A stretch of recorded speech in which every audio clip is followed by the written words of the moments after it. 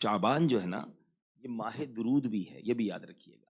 یہ ماہ درود کس لیے ہے کہ بڑی تعداد میں علماء فرماتے ہیں جو آیت درود ہے نا، ماشاءاللہ آپ سب کو یاد ہوگی، بسم اللہ الرحمن الرحیم، ان اللہ وملائکتہ یصلون علی النبی یا ایہا الذین آمنوا صلوا علیہ وسلموا تسلیما۔ درود پاک پڑھ لیں، اللہم صلی علی سیدنا و مولانا محمد طب القلوب ودوائها وعافیت الابدان وشفائها ونور الابصار وضیائها وعلی آلہ وصحبہ وبارک وسلم۔ تو اب یہ وہ آیت درود ہے جو بچپن سے سن رہے ہیں، اور اس کے بعد ہم درود پاک بھی شوق سے پڑھتے ہیں۔ یہ آیت درود شعبان میں نازل ہوئی ہے، تو شعبان ایکچولی از ماہ درود، تو اس میں زیادہ درود پڑھنے ہیں، اور انشاءاللہ ایسے درود پڑھیں، محبت سے پڑھیں کہ بروز قیامت نبی پاک ہمیں پہچان بھی لیں، اپنے ہاتھوں سے جام کوثر عطا فرمائیں۔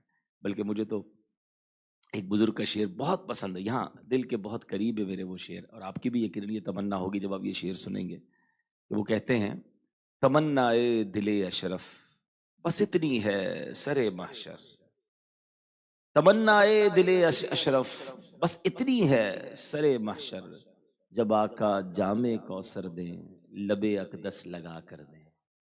کاش ایسا ہو جائے، اللہ ہمیں حوض کوثر پر جو ہے وہ رسوا نہ فرمائے، بلکہ نبی پاک کے ہاتھوں ہمیں جام کوثر مل جائے۔ جام کوثر کی تو بڑی بات ہے، قطرہ مل جائے نا، سیدی اعلیٰ حضرت سے پوچھیں کیا کہتے ہیں، تیرے صدقے مجھے ایک بوند بہت ہے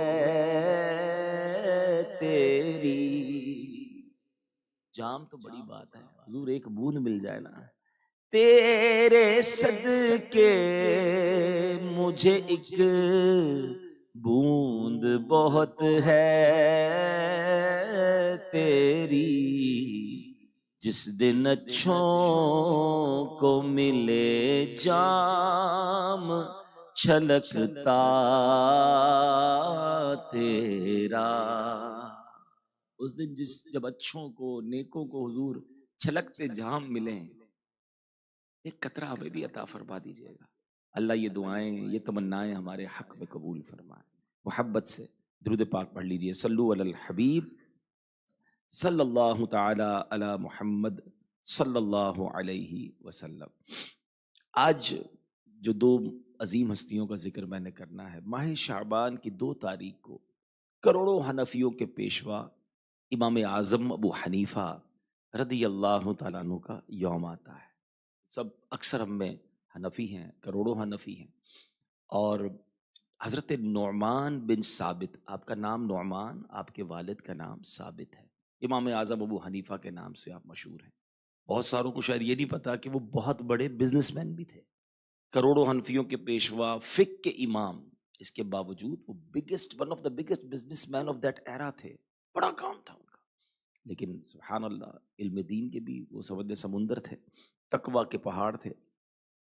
چھوٹے چھوٹے 2 واقعات جس سے ہمیں میسج لینا ہے۔ اللہ والوں کو کرامت نصیب ہوتی ہے، اللہ والوں کو کمال نصیب ہوتے ہیں۔ آپ کو ایک ایسی نظر نصیب ہو گئی تھی، پہلے تو روایتوں میں آتا ہے کہ جب بندہ وضو کرتا ہے نا تو اس کے اعضاء کے گناہ دھل جاتے ہیں۔ سبحان اللہ، مبارک ہو جو 5 وقت کے نمازی ہیں اور وضو کرتے رہتے ہیں، چہرہ دھونے سے چہرے کے گناہ دھل جاتے ہیں، ہاتھ دھونے سے ہاتھ کے گناہ دھل جاتے ہیں، پیر دھونے سے پیروں کے گناہ دھل جاتے ہیں۔ سبحان اللہ۔ اور اب امام اعظم سبحان اللہ وہ ایک بار وضو کر رہے تھے، برابر میں ایک بندہ وضو کر رہا تھا، تو آپ نے وضو کرتے ہوئے کہا بیٹا شراب سے توبہ کر لے۔ ایک بندے کو وضو کرتے دیکھا، کہا کہ گانے باجوں سے توبہ کر لے۔ ایک کو دیکھا، کہا بدکاری سے توبہ کر لے، ماں باپ کو ستانے، مثال دے رہا ہوں، ماں باپ کو ستانے سے توبہ کر لے۔ وہ لوگ توبہ کر لیتے، ان کو گناہ نظر آ جاتے کہ وضو کرتے ہوئے اس کے یہ گناہ گر رہا ہے۔ ابھی اللہ پاک نے ایسی ان کو نظر دی تھی، مگر کچھ دنوں کے بعد انہوں نے اللہ کی بارگاہ میں عرض کی، میرے مولا مجھ سے یہ نعمت واپس لے لے، میں تیرے بندوں کے گناہ نہیں دیکھنا چاہتا، میں چاہتا ہوں مجھ پر لوگوں کے عیب نہ کھلے۔ اللہ اکبر، اور ایسا ہی ہوا، آپ کی دعا قبول ہوئی، اور آپ سے یہ ایک طرح سے جو ایسی بصیرت، ایسی نگاہ عطا کی گئی تھی وہ واپس لے لی گئی۔ مگر ہمارے لیے کیا میسج ہے اس میں؟ اللہ اکبر، اللہ کی طرف سے یہ عطا تھی نا، خود سے تو نہیں بن گئی تھی، یعنی انہیں یہ عطا ہوتی بھی انہی کو ہے جو عیب چھپانے والے ہوتے ہیں۔ جن کو کسی کے عیب دکھا دیے جائیں ان کی نگاہی ایسی ہوتی ہوگی، ان کا تقویٰ کیسا ہوگا، مگر وہ بیک آف ہو گئے کہ نہیں مجھے نہیں چاہیے. اور ایک ہم میں سے بہت بڑی تعداد ہے جو ڈھونڈ رہی ہوتی ہے کہ عیب پتہ چل جائیں. یار کوئی مائنس پوائنٹ تو بتاؤ. ہمارے یہاں نارملی آفیسز میں، اداروں میں ایک جملہ بڑا مشہور ہے، اور کوئی نئی تازی بتاؤ بھائی، کوئی اندر کی خبر بتاؤ، تاکہ اندر سے پتا چلے کہ کس نے کیا کیا ہے. اور پھر اتنے مزے لے لے کر کسی کا عیب، کسی کا جو ہے وہ کوئی معاملہ پتا چل جائے اس کو انجوائے کرتے ہیں لوگ، میسج چلاتے ہیں، فون کرتے ہیں. اور صرف آفیسز میں نہیں، فیملیز میں ہوتا ہے، محلوں میں ہوتا ہے. پتہ چلا اس کے بیٹے نے یہ کر دیا، پتہ چلا اس کی بیٹی نے یہ کر دیا، ارے ہاں ہاں اس کے گھر میں یہ ہوا تھا، اس کے آفس میں پولیس آئی تھی، اس کو فون آیا تھا فلاں کا. لا حول ولا قوت الا باللہ العلی. یہ اسلام نہیں ہے اور نہ یہ اس کی تعلیمات ہے. میں آپ کو حدیث پاک سناتا ہوں. اللہ کے نبی علیہ الصلوۃ والسلام فرماتے ہیں جو شخص اپنے بھائی کا عیب دیکھ کر اس کی پردہ پوشی کرے تو وہ جنت میں داخل کیا جائے گا.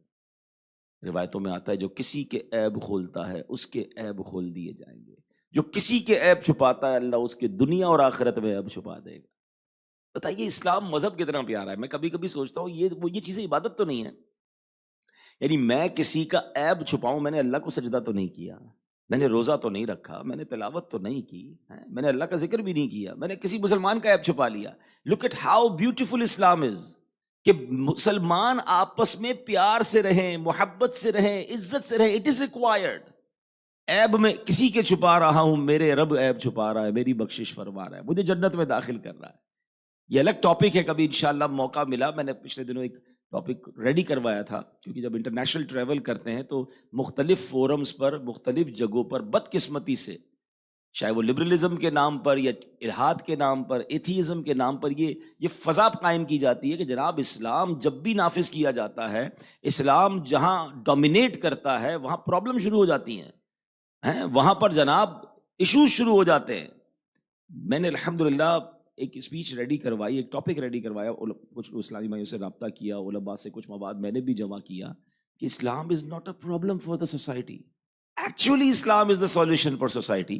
یعنی اب میں آپ کو اسی ایپ پوشی کی مثال دی، ایسی کتنی مثالیں. آپ مسلمان کو تحفہ دیں آپ کو ثواب ملتا ہے. بھائی میں کسی کو تحفہ دے رہا ہوں، اس میں اللہ کی کون سی عبادت ہے؟ آپ مسکرائیں تو آپ کو صدقے کا ثواب ملتا ہے، اس میں بظاہر کون سی اللہ کی عبادت ہے؟ میں کسی کو مجھ پہ ظلم کرے میں اسے معاف کر دوں، اللہ مجھے جنت دے گا، یہ اللہ کی کون سی عبادت ہے؟ پڑوسی کا حق اچھا ادا کروں، اللہ مجھے جنت دے دے گا، رب بخش دے گا. پڑوسی کے ساتھ میں اچھا کر رہا ہوں، اس میں رب کی کون سی عبادت ہے؟ ایسی کتنی عبادتیں ہیں. یہ تو میں بہت تھوڑی سی بتائیں، اگر اس کو میں لسٹ ڈاؤن کروں تو بندہ حیران ہو جاتا ہے کہ اسلام کو ریکوائرڈ کیا ہے. تو ایکچولی دا ریکوائرمنٹ آف اسلام کہ ہم جس سوسائٹی میں رہیں